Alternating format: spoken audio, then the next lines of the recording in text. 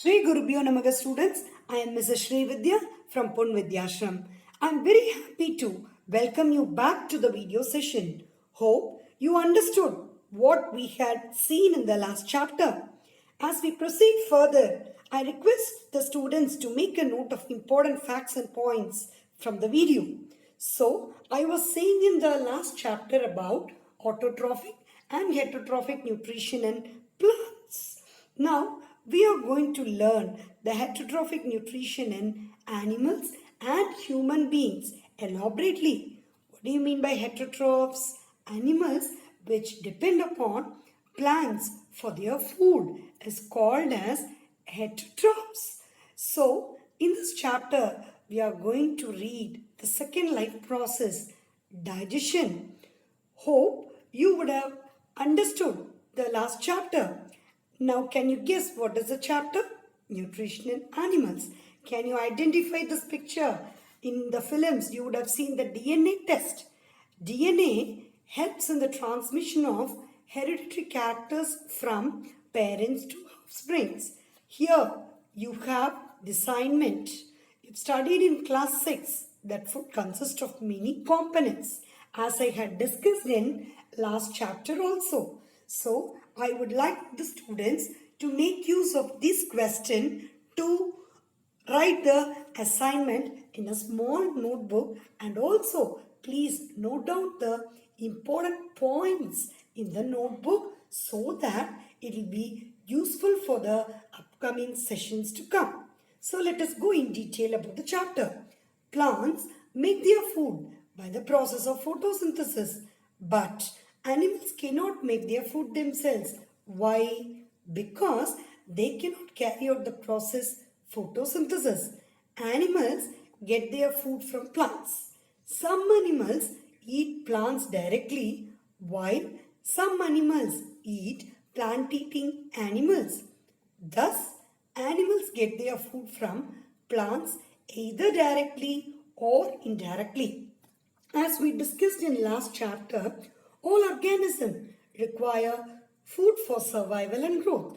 Requirement of nutrients, mode of intake of food, and its utilization in body are collectively known as nutrition. Now, we are going to study in detail about animal nutrition. As we had discussed about the nutrients in the last chapter, different organisms takes food in different. The hummingbird and bees suck the nectar from plants. Human beings use their hands to put food into their mouth and swallow the food after chewing. Infants of human and many other animals feed upon mother's milk.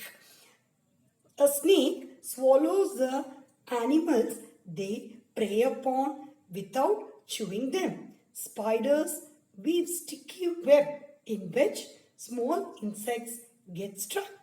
A frog catches its prey with its sticky tongue.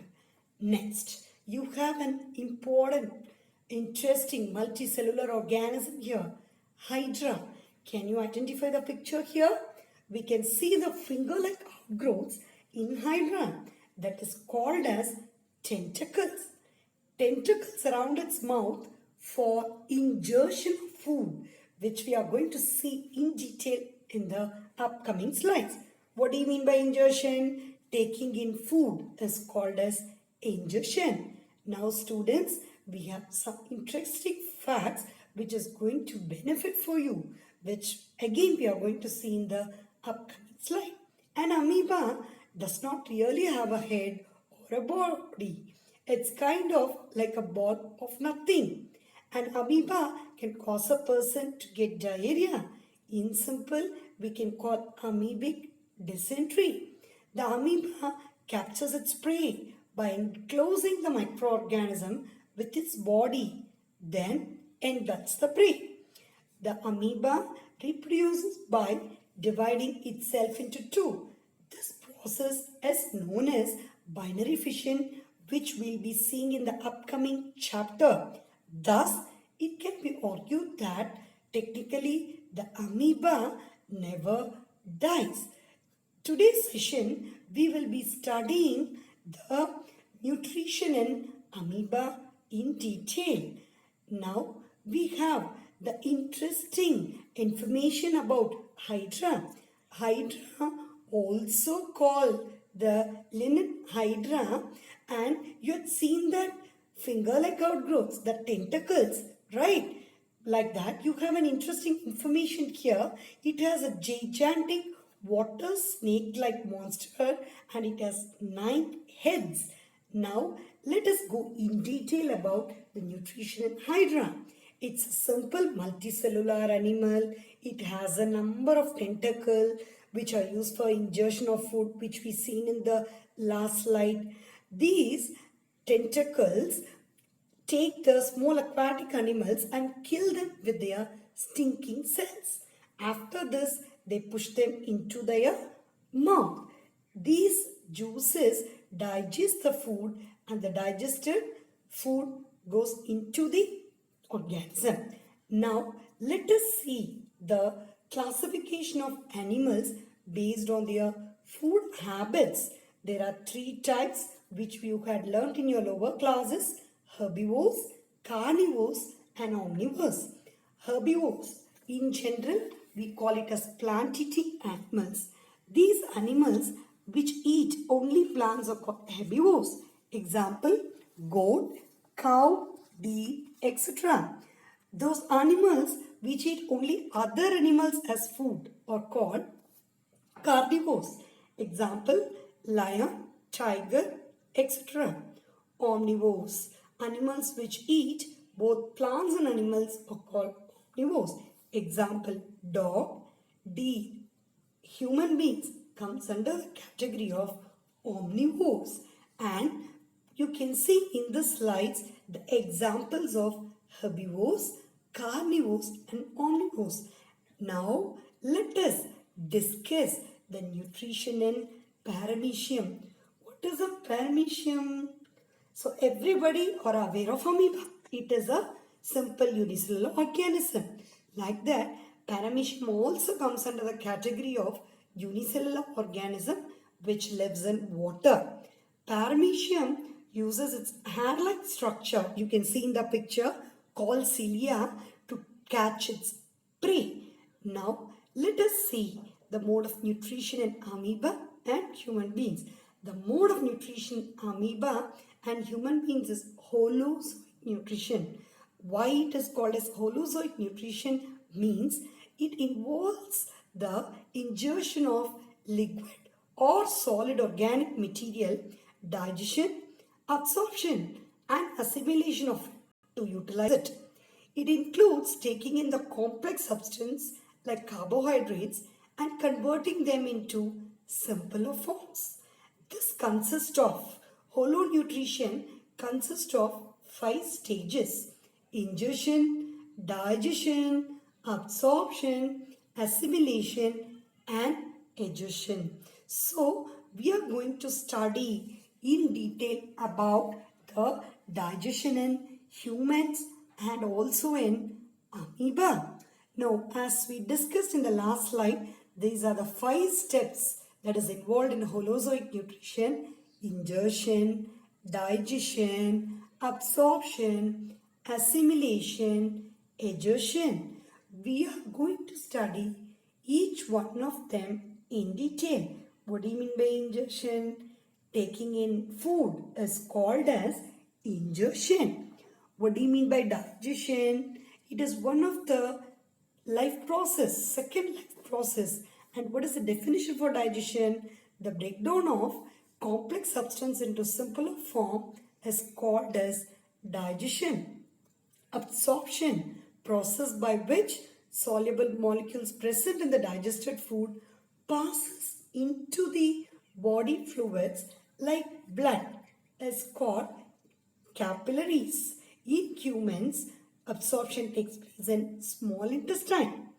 Assimilation, the process in which the absorbed food is used for producing energy and growth, is called assimilation. Last one is egestion, the process by which the undigested food materials is thrown out from our body is called egestion. All these 5 steps is carried out in amoeba and also in human beings.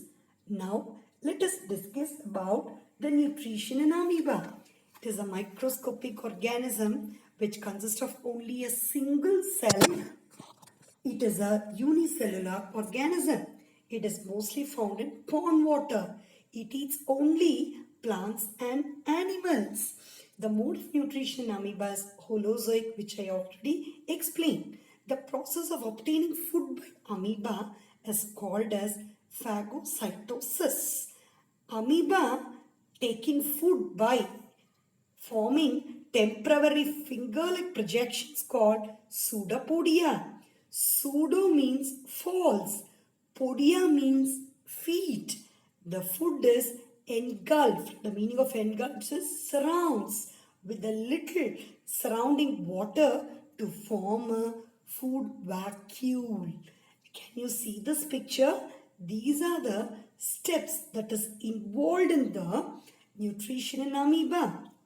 Ingestion, how it engulfs its food. The second step, you can see pseudopodia. It can engulf the food by surrounding the food material. Now, we can see how the food is digested in amoeba.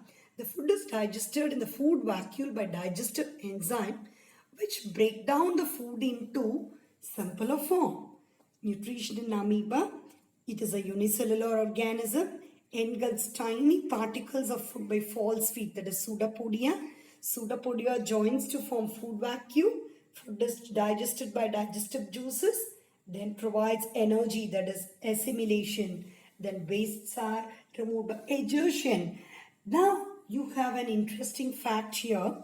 The world's smallest herbivore is featherwing beetle. It measures just 0.00127 inches according to Discovery. Now, the animals that eat wood exclusively are called xylophages.